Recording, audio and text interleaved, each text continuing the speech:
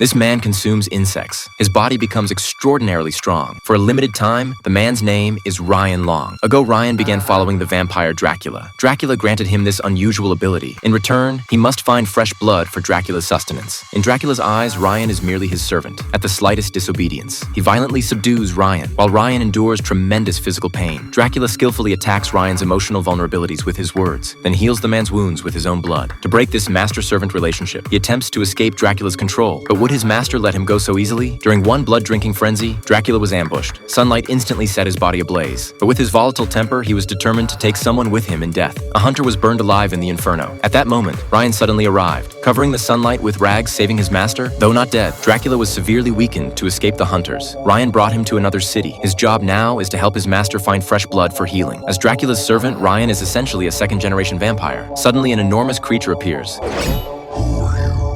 A friend of Caitlin's? Oh, more of an acquaintance.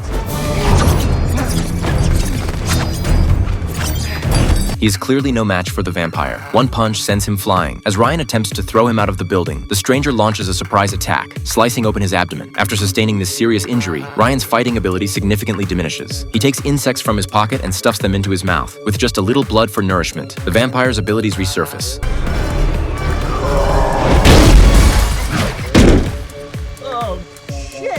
Oh, shit.